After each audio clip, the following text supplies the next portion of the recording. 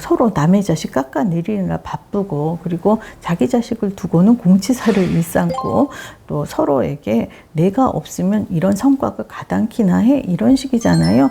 자식이 어떤 마음인지는 안중에도 없더라고요. 그런 분들에게 학전 그리고 뒷것 김민기를 추천합니다. 권합니다. 선생님, 어제 뭐 보셨어요? 여러분께 꼭 보시라고 권하고 싶은 프로그램이 있어요.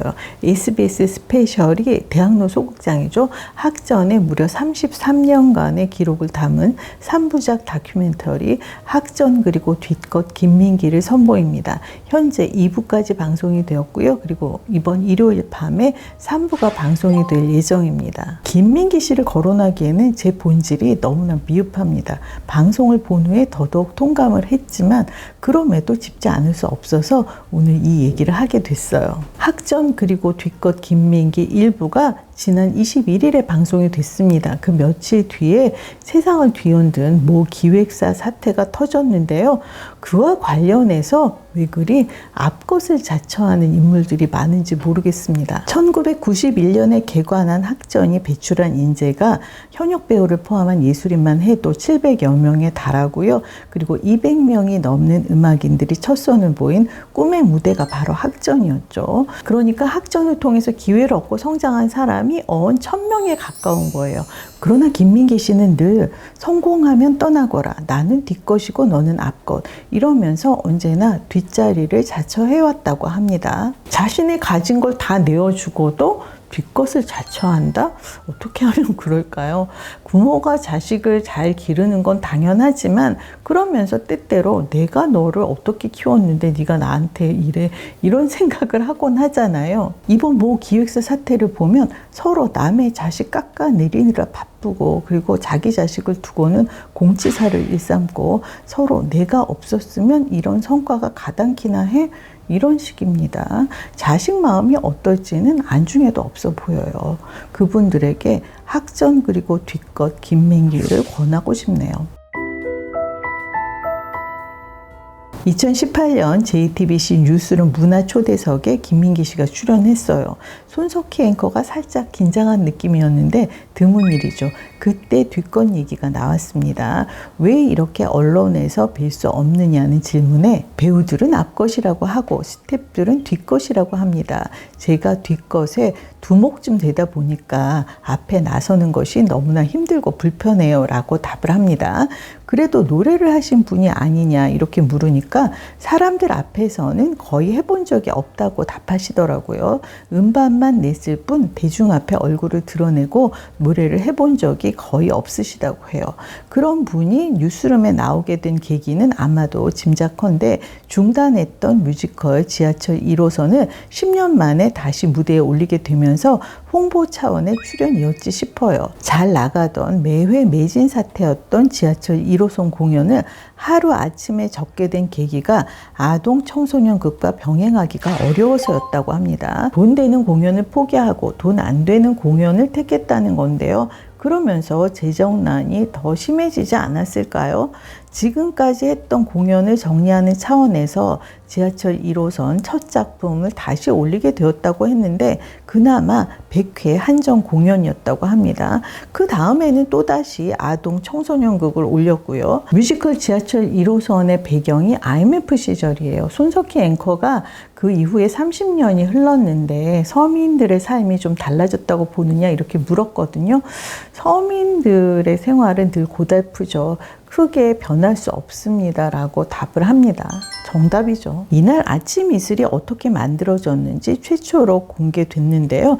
애초에 운동권, 투쟁과는 전혀 관련이 없는, 관심이 없는 분이잖아요. 이날 방송을 보면 그 사실을 확인할 수 있습니다. 찾아보면 유튜브에 전체 영상이 있어요.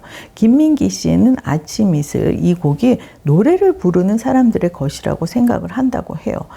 그 늙은 군인의 노래가 나오게 된 과정도 여기서 얘기를 합니다. 김민기 씨는 죽는 날까지 학전을 이끌기를 바라왔으나 점점 더 심해지는 재정난과 그리고 암투병이 맞물리면서 어쩔 수 없이 폐관을 결정해야만 했습니다. 그리고 바로 그날이 지난 3월 15일입니다. 평소에 김민기 선생님을 존경해온 이동원 PD님은 학전이 그렇게 부지불식간에 사라지는 것을 그냥 두고만 볼 수는 없었대요. 뭐라도 해야 하지 않나 생각을 했다고 합니다. 그래서 서둘러서 이 다큐멘터리를 기획을 하게 됐는데 석 달 동안 하루에 한두 분씩 만나서 이렇게 100명을 인터뷰를 했다고 합니다. 저는 지상파 방송 PD는 이렇게 소신이 있고 추진력이 있어야 한다고 생각합니다. 지상파 방송과 OTT 플랫폼의 차별점이 뭐겠어요? 이 시점에 SBS 스페셜과 이동원 PD님에게 우리 뜨거운 박수를. 일부는 학전이 배출한 수많은 어마어마한 인재들이 학전의 가치와 어를 짚어보는 시간을 가졌어요. 배우 황정민 씨부터 고 김광석 씨까지, 아니 이분도 학전 출신이었어 싶은 분이 한둘이 아니었습니다. 많은 예술인들이 학전에 와서야 비로소 계약서라는 것을 구경을 했대요. 무대에 선 이래 처음으로 계약서를 써봤다는 거죠. 시권을 받아본 것도 처음이라고 하고요.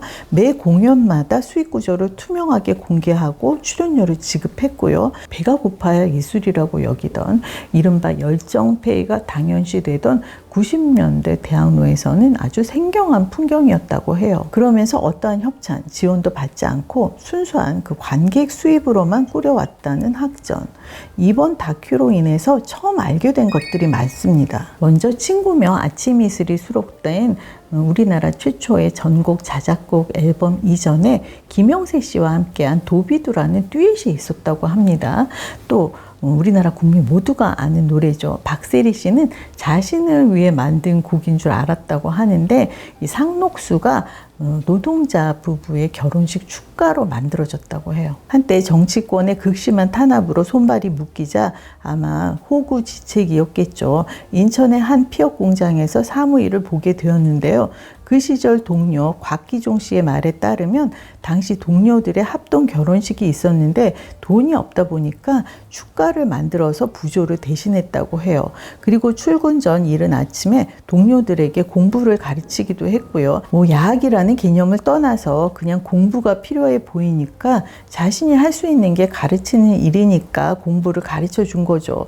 노래가 위로가 될 수 있겠다 싶어서 쉬는 시간에 동료들에게 기타를 치면서 노래를 불러준 거고요. 공장 노동자들의 참혹한 현실과 직면한 다음에 공장의 불빛이라는 음반을 만들게 되는데요. 공테이프에 녹음을 하고 이게 스티커를 붙이는, 예전에 우리들 많이 했잖아요. 그런 작업을 한 거예요. 비합법적 음반 제작이었는데 녹음할 곳이 필요했을 거 아니에요. 그런데 송창식 씨가 기꺼이 녹음실을 제공했다고 합니다. 음반이 나오고 난 뒤에 어떠한 탄압이 닥칠지 불을 보듯이 뻔하잖아요. 그럼에도 기꺼이 작업실을 쓰게 해줬고 그 덕에 공장의 불빛이 나올 수 있었죠.